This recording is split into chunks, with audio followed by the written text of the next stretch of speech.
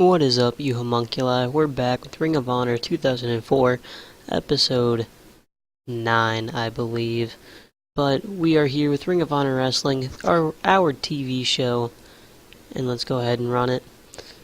Oh, to start the show off, we got Bryan Danielson in the ring. He just wants to end the feud with Samoa Joe. He's tired of it. He is going to give Joe one last title shot at our pay-per-view, well, not pay-per-view, just big event that will be held on TV this Saturday, aka Generation Next. And this got a 96 star. This was really good. I don't know why though, but this was great. Next up, we got Josh Daniels taking on Justin Credible in an extremely short match. Daniels defeats Credible in 4:33 by pinfall with a Dragon Suplex, 39D minus, 42 from Josh, 40 from Daniels. We're continuing to just job out Justin. Daniels improves in performance skills, so that's always nice. Next up, we got Nigel McGuinness taking on Jerry Lynn, and about that had superb wrestling and good heat. Jerry Lynn defeats Nigel in 16-18 by pinfall with a cradle pile driver, the best move, the best finishing move in all of professional wrestling. Jerry Lynn makes defense number 6 of his ROH Pure title, 77B. Just a really good match. 57 from McGuinness, 87 from Lynn. We don't really have anybody else that's really good at technical on the level of Jerry Lynn, so I'm going to try to build up Nigel to get him there. They're already having pretty good matches, so if we get him to the level of popularity that Lynn's at, they're just going to have just phenomenal matches. And Jerry's actually improving in performance skills even at like 40 years old, so that's always good. Next up, we got Jimmy Jacobs taking on Matt Striker, and about that a decent wrestling but little heat. Jacobs defeated Striker in 11-16 by pinfall with a suicide solution.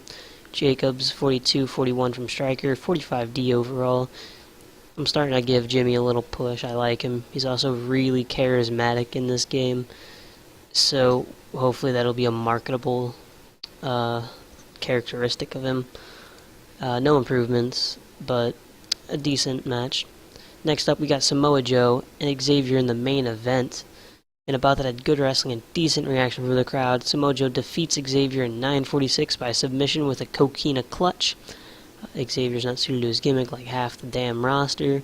Samoa Joe got a 60-58 from Xavier. A short match because we're restricted on time. We only have an hour for this TV show, so I gotta try to squeeze as much as I can in there. But all in all, good match, 64C, and Samoa Joe's improving in performance skills. So that will end this show, and I'll see you guys at Generation Next, after we got a 70C plus and improving our popularity in 2 regions. But I'll see you guys at Generation Next with the card. Alright guys, we're back with Generation Next 3. This is the 3rd edition of it. But we got the show here, and we're going to get right into it. To start off the show, we have Samoa Joe and Bryan Danielson. They're in an angle. Samoa Joe, he opens the show. He doesn't want just a regular match for the title. He thinks that he has the stamina and the toughness to last an entire 60-minute Iron Man match against Bryan Danielson, and Danielson accepts the challenge. So, that just sets up for the main event. 88B plus. Good angle. And then for the first match, we have about that is great wrestling and decent reaction from the crowd. Jerry Lynn takes on and defeats Tony Mamaluke in 17-18 by pinfall with a cradle pile driver. Jerry Lynn makes defense number 7 of his ROH Pure title. I don't think this man will ever lose this title. It's just, his signature at this point. Like, it's just weird if you take it off of him. 87-47 from Jerry and Mamaluke respectively, 74B minus overall, no improvements, still a good match. And next up, and about that had subpar wrestling and little heat, Slugger defeats Justin Credible in 4:08 by pinfall with a body bag, 32E plus, not much expected from this. Slugger and Julius Smokes have pretty good chemistry. Slugger 31, Justin 36. Just further jobbing out Justin Credible. Next up, we have the Spanish announce team taking on the Carnage Crew, taking on the Outcast Killers in a poor match. The Spanish announce team defeats the Carnage Crew and the Outcast Killers in a tables match in 1406 when Tony DeVito was eliminated, then Diablo, then Oman, and then HC Lock. In terms of ring work, Jose was head and shoulders above everybody else. 43 for him. Or no, sorry, that was for Tony DeVito. 53 for Jose. I was blind, but you know, Jose just showing out. I don't know what makes him so much better than everybody else, but he just is. 46D. Oman is improving, Joel's improving, and Jose is improving, so we got a good crop of talent improving there. 46D. Next up, we have Chris Sabin taking on Nigel McGuinness, and about that had decent wrestling, but not much heat. Nigel defeats Sabin in 1903 by pinfall.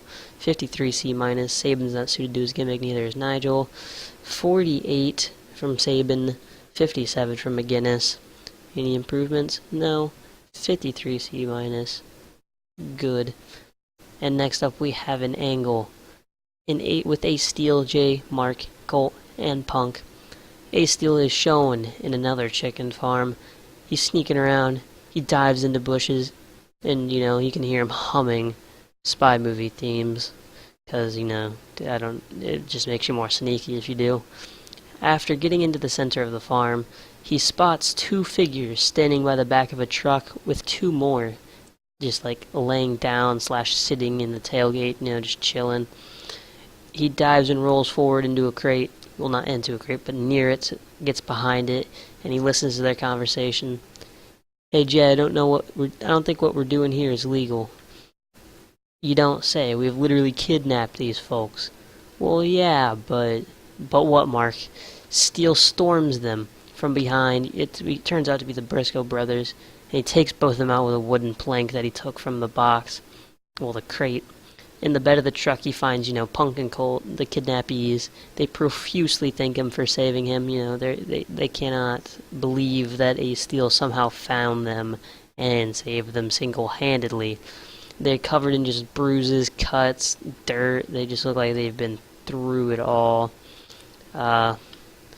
Wait, Ace, we need to get something. And, they kick down the door to the little house that the Briscoes have been living in.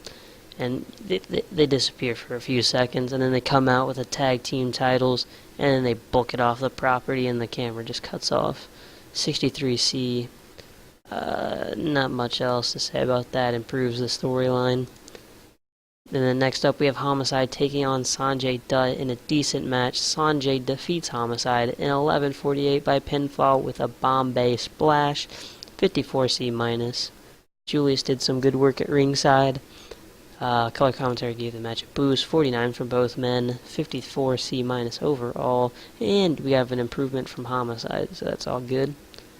And then next up in the semi-main, I believe, we have AJ Styles taking on Christopher Daniels, taking on Dustin Rhodes, taking on Xavier in a superb match. Dustin Rhodes defeats Styles, Daniels, and Xavier in 1955 when Dustin Rhodes defeats Xavier by pinfall with a Lone Star State of Mind. Xavier was the weak link. 70, 79, 69, 52 for the men. Pretty good. Obviously, Xavier was the weak link. He's in a star-studded match. 71C+, no improvement. And in the main event, the final encounter for now between Joe and Danielson, and about that had fantastic heat and great wrestling. Bryan Danielson defeats Samoa Joe in 60 minutes of an Iron Man match by 3 falls to 1. Bryan Danielson makes defense number 4 of his Ring of Honor World title, 76B- overall. Joe had a 56, Danielson an 82, and that, should end the storyline, and that's the end of the show. It increased our popularity in 4 regions, 74B- overall. Pretty good. Bryan Danielson, we'll praise him for a great performance. Who else put in a really good showing? Jerry Lynn. Praise for a great performance. And we'll give we'll give Dustin some encouragement. Very happy. Seem pleased. We got Mike Barton here. Bart Gunn in the WWF. He was a multiple tag team time champ alongside his kayfabe brother Billy Gunn. Real tough guy. Alright, so we got Six Pac here. He's alone to know. That's pretty cool. Where are we at? Right here. We were held in the Jadwin Gymnasium and drew 6,033 fans. The show was awesome. We got a .06, 47,000 people viewing it. Pretty good. Got Grand Hamada retiring, Steve Cray. Everybody's retiring. You know, just yesterday, frickin' Perry Saturn announced he was going to retire. We got another pay rise request here. $530. We'll give him 75%. You know, oh man, he's not retiring. I was going to say retiring. His contract's ending, so we offered him an extension. Yada yada. So, I'll see you guys in the next TV show. So that way we can close out the month. So I'll catch you guys there. Alright, we're here with the last show for this episode. And we have a huge surprise. You guys probably already seen it if you just looked at the card. But I think you'll be thoroughly surprised. And you see it here. In the freestyle segment, Bryan Danielson makes the claim that he will be the best ever Ring of Honor champion. He is the best now. He will be the best. He just is the past, present, and future of Ring of Honor. And to the dismay of everybody, Hulk Hogan comes out and just, I don't know, to be honest with you. I chose him as a player avatar just because he's Hulk Hogan and I didn't know what else to do. But so we're gonna use him. He claims that he will be the one to dethrone Bryan. So that got a 90A. I'm just gonna be cheesing for ratings at this point. He also says that he will be in the main event tonight, and pretty much everybody was like booing at this point. They know what's gonna happen. It's gonna be a terrible match and he's gonna go over. But no improvements, 90A. And in the first match of the evening we had Tony Mamaluke taking on Nigel McGuinness in about a decent wrestling but not much heat. Nigel defeats Mamaluke in 16:59 by submission, 60C overall, 52-58 from Mamaluke and McGuinness respectively. No improvements. Astro Boy 2 is taking on Izzy in the next match, which got a 52D+. In a decent match, Astro Boy 2 defeats Izzy in 13:59 by pinfall with a Hurricane Rana. Becky Bayless did good work at ringside, 61 from Astro, 25 from Izzy, 52D+ overall. I think I've already said that. I don't know, I'm tired. I didn't realize I did that. I thought I removed it, but... And then in a promo, we have the Second City Saints there in the ring, and they cut a promo. You know, it kind of seemed like one of those, like, abused dog commercials, and like they were just so sad and like beat up.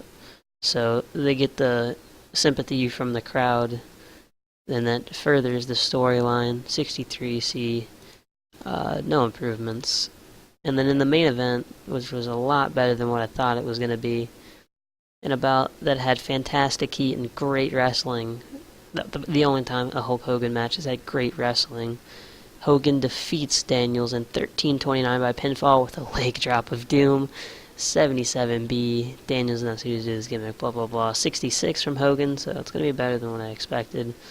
73 from Daniels, no improvements. So it may not be complete shit in the ratings for matches as what I thought it was going to be. 74B- overall, increased in popularity in 2 regions. And we have Jasmine St. Clair, the porn star here. You know, the real life love interest of Blue Meanie. Yes, that is correct. That is quite something, and here we go. We have a retirement. No, that's not what we're looking at. We're looking at the Ring of Honor report. We have 44,000 viewers for a .05. You know, 4.7K in attendance at the Cornell University Barton Hall again. Pretty good, pretty good. And Slugger contract ending. We are gonna extend that because I will have some ideas for what to do with him. So we are going to extend him on a 1-year deal. Not that that really matters. I can release him anytime. Confirmed. Time to heal, time to heal, time to heal. And we got the ratings here, so I'll see you guys at the end of the month if there's no shows in between then. Yeah, I'll see you guys at the end of the month to review the finances. At the end of the month, well, the beginning of next month technically, we have made a $71,000 profit, way higher than I was expecting. And there's quite a bit that I'd like to do. First of all, we have some new talent that I'd like to sign, an Ultimo Dragon. He's going to be a great hand to have. We'll offer him a contract. Oh, he has better offers. What are they? Touring. Just a couple of touring offers that shouldn't affect whether or not he accepts ours.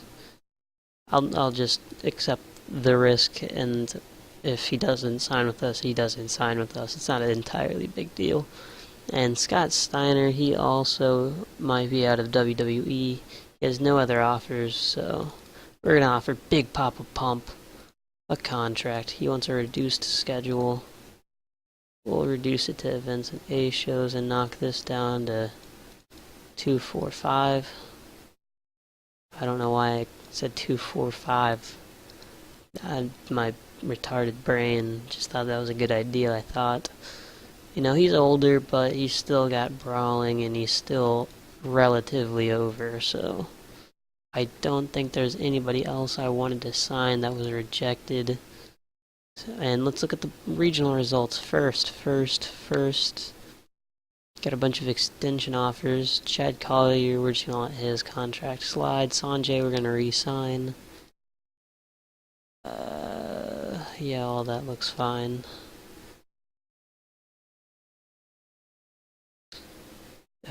Steve Corino, more offers and extended deal, so that's perfectly fine.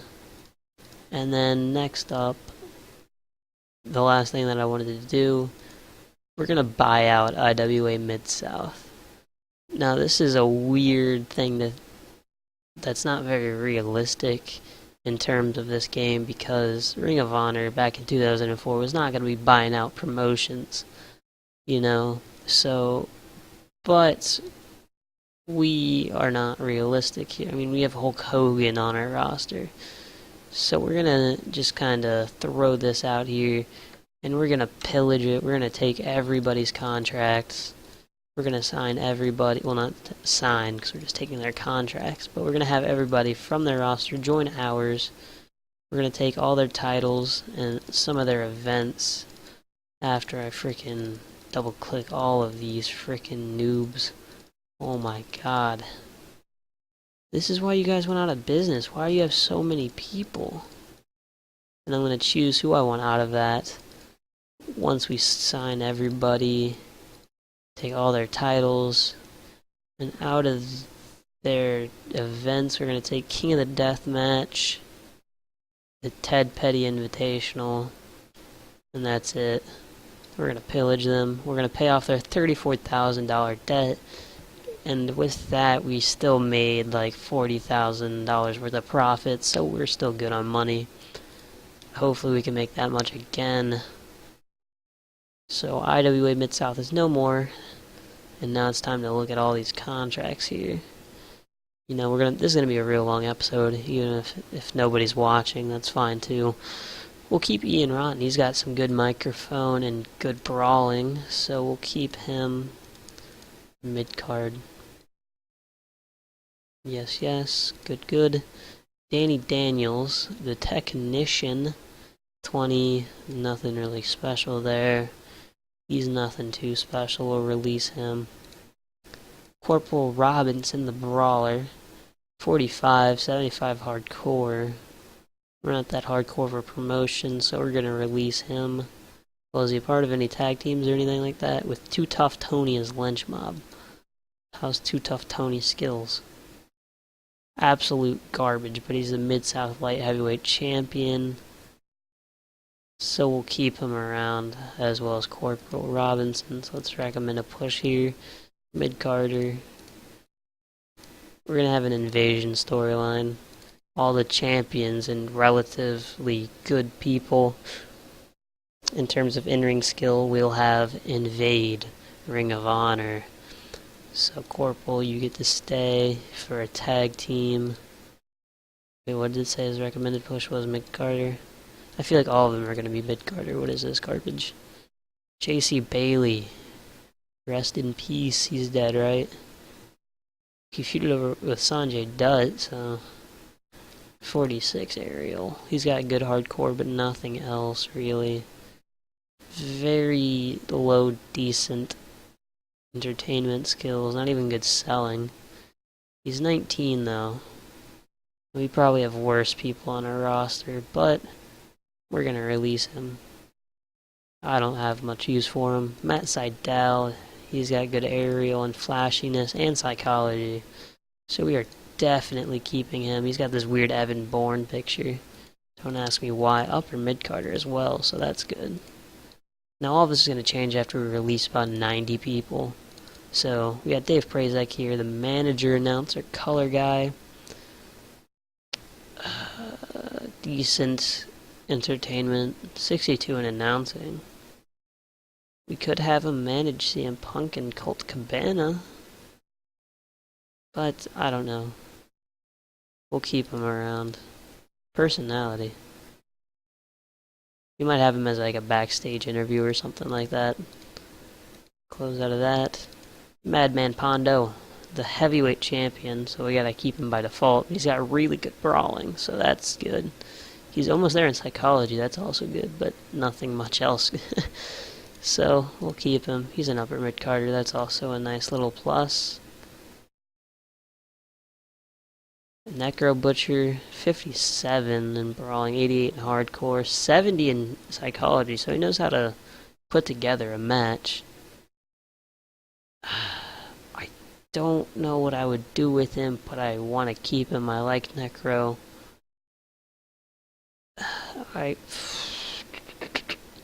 We'll have him in the evasion. Why not? He is pretty notable. He was a mainstay in IWA, so keep him. Nate Webb. Not a whole lot to him besides his hardcore. He does have decent entertainment skills. But I'm not going to go around putting him in promos for 10 years. So we'll release him. Next up, Delirious. He eventually joins Ring of Honor in real life. He's got okay chain and mat wrestling. He's got the psychology and he's got charisma, so we'll keep him around. We won't have him in the evasion. He's not really an IWA guy. So mid-Carter. Deranged. His contract ran out here, and now he's back. I didn't want him then, I don't want him now. He's not even that bad, I just don't really know what to do. Oh, never mind. Looks like he's staying. Homicide. Freaking loves him. Is he like his protege? Nah, strong friendship, alright. So we'll keep him around. Eric Cannon, the technician. He's got good technical skills, so we're keeping him around. Give him some shots at Jerry Lynn's title. Lower mid-Carter. The first one that's not in mid-Carter. Trick Davis, the cruiserweights. Not a whole lot going for him. We'll release him. Chris Hero. He doesn't have a whole lot in terms of skill. He's got psychology and basics, I guess. And he's got some charisma. And he's a future Ring of Honor guy in real life. If not, by this point, I don't really know how well I'm keeping up with real life in terms of who's on the roster. Not that I'm trying to. Axel Rotten we're keeping for his entertainment skills. Don't we have Ian? Yeah, we have Ian, so there's another tag team. Occasional wrestler, what is this? What is this? What are you, fucking gay? Is he like, oh, he's just semi-active. That's cool. Ryan Boz. He looks like a bigger, older CM Punk. It's weird. He doesn't have a whole lot going for him either, so we'll release him. IWA is kind of like just a more hardcore Ring of Honor, I feel. They had very similar rosters. Steve Stone, brawler, but he ain't very good at it. We'll release him. If you guys like actually watch to this point, leave a comment and like tell me how terrible I am. Actually comment this quote exactly. What are you? Fucking gay?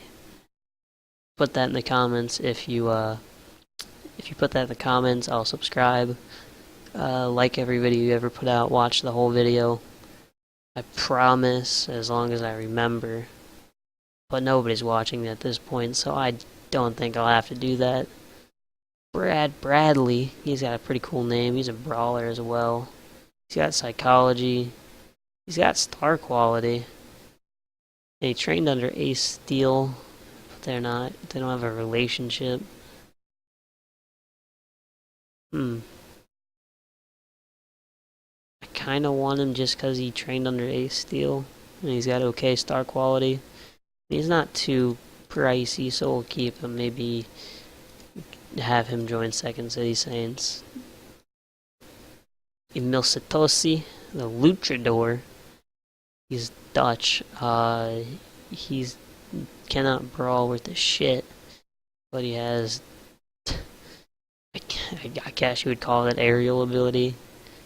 But no, we will not sign this man. Remove him from this roster, please. P.T. Williams. He's not very good. He has good psychology, though. And star quality. We'll keep him around. Lower mid-carder. Daisy Hayes. I think she's just going to be a manager here. We don't need any managers, so we'll release her. Lacey, she's another manager. She has okay charisma, not a whole lot else besides star quality and sex appeal. So we'll release her as well. Oh wait. What's this relationship here? Oh, she's got a strong friendship with Jimmy Jacobs. We'll have her manage Jimmy, actually. Do we have Austin Aries on this roster? Because she's also engaged to him. So that might be something. Let's look at this. Austin Aries. Nope, we do not have Austin, it appears. So she will manage, what's his face? Jimmy Jacobs. Mickey Knuckles, isn't she like freaking best friends with the Interon? So we won't even be able to, oh, and Chris Hero, so by default we gotta keep her around. Just won't do anything with her and just let her rot. Personality, save. Why is there so many people? Jamie Cox, wow. 0 for brawling. This man cannot throw a punch. He has no other skills. Jesus Christ, get him off the roster. Mischief, she's pretty good. I like her, but we don't have a women's division, so I'll release her. ODB, another one that I like, but she has absolutely no skill whatsoever in this save, so we'll release her. Jim Fannin, he's a manager, announcer, caller, road agent. No psychology, so he's not a road agent. He has okay charisma and acting. Pretty good announcing, actually. Who are our announcers? Cornette. I didn't even realize we had Cornette, Nolte, and Lovey. They're actually better than... He's actually better than both our actual announcers. So we'll keep him and put him in the spot of Chris Lovey. He can just go to being a road agent. Okay, it's an announcer push. Thank God I don't have to fix that auto push. Announcers. What was his name? Chris Fannin? I already don't know this man's name. I already forgot about him.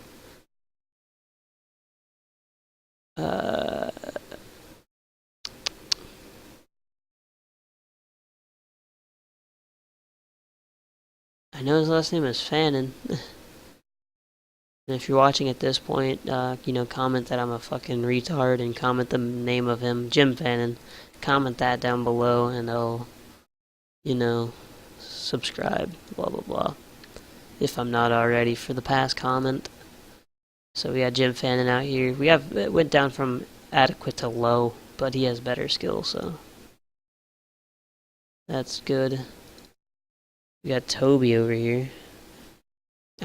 He's got decent brawling. Not much else. Not even psychology. So we'll release him unless somebody else has an objection. No, he's gone. Rolling hard. Brawling a little bit, not much else. Release. When I look for who I want to keep, I look at the brawling, their technical skills, their aerial. If any of them are like above a 70, I will most likely keep them. Psychology, if they have good psychology, I might keep them as a jobber. And then I look at their entertainment skills. Other than that, they could have a 0 for selling. If they have a 90 brawling, they're staying on the roster. So that's just something to keep in mind. If you guys don't think I should keep somebody for some reason, tell me in the comments. I probably won't listen to you. But we got Bullpen over here, the 47-year-old. He's not very good, so we're gonna release him. Brent Blades. He's a referee. How good is he? He is absolute garbage. He's drinking a Gatorade over here, it looks like. What a noob. Get him out of here. Cash flow. 25-year-old. Not a whole lot. Going for him. Release him. Andy Long.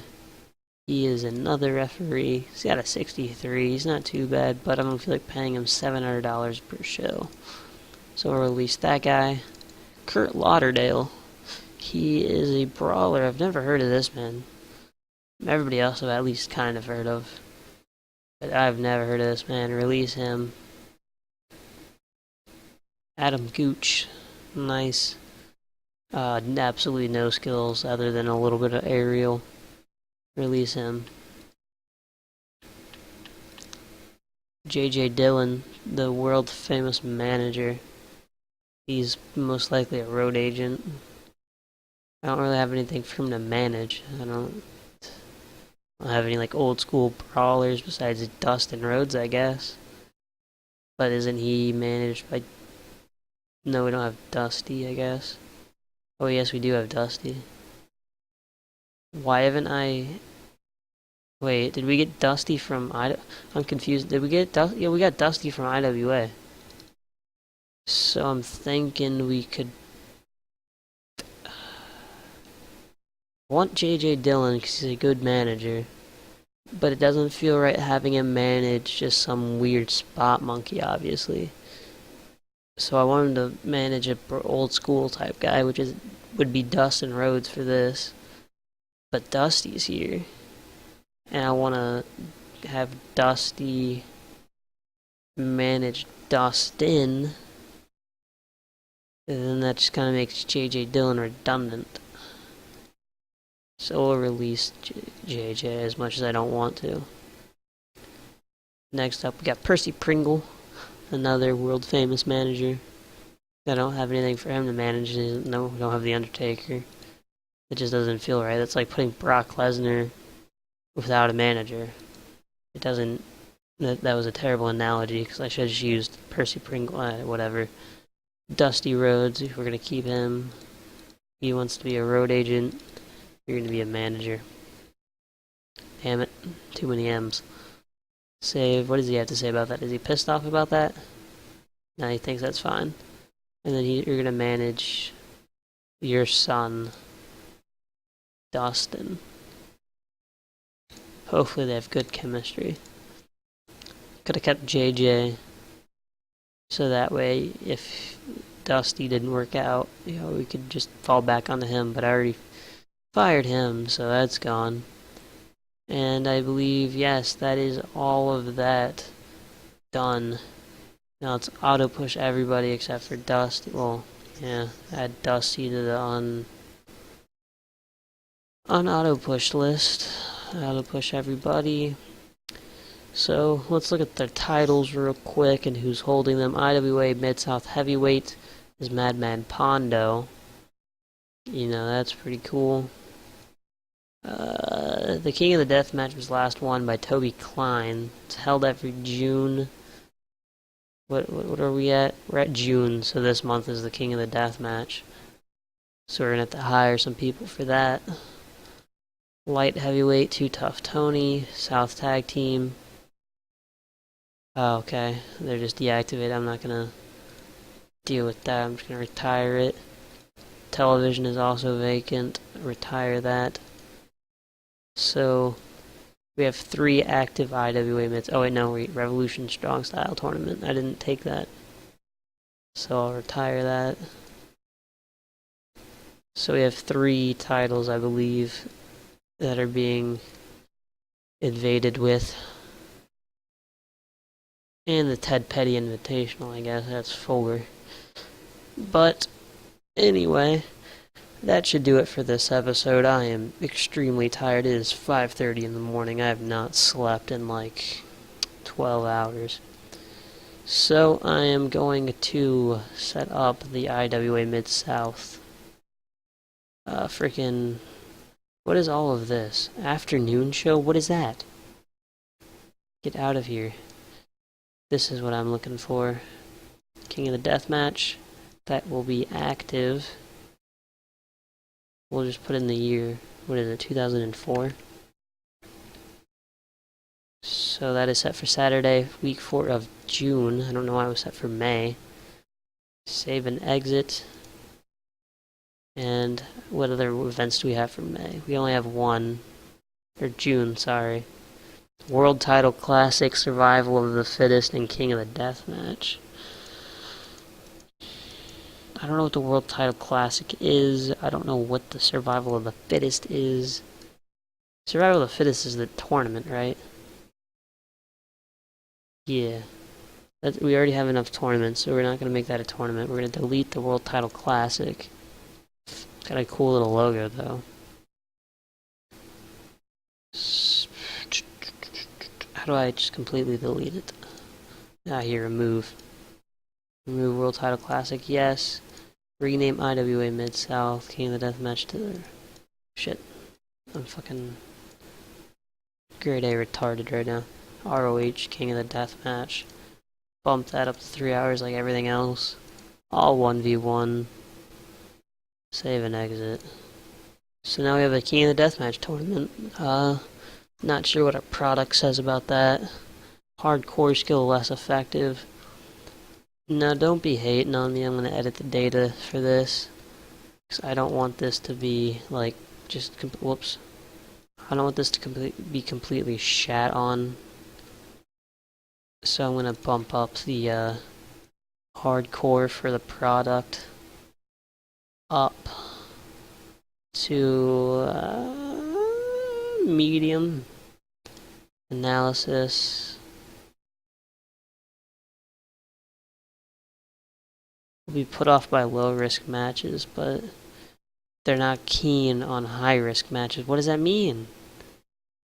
So if I bump this down to low, hardcore skill less effective.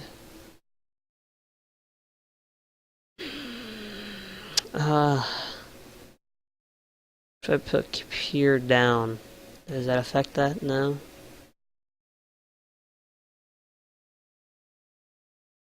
You know what? I don't care. I'll bump it up. Let's bump it up to key feature. Much more performance and popularity. We'll like risky gimmicks.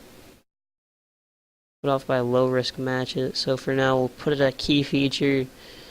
And then at the end of the month, we will put it back down to the low or whatever it was before and make it all right in the world. Okay. So this has been a long enough episode. So I'll see you guys next week with some more Ring of Honor wrestling.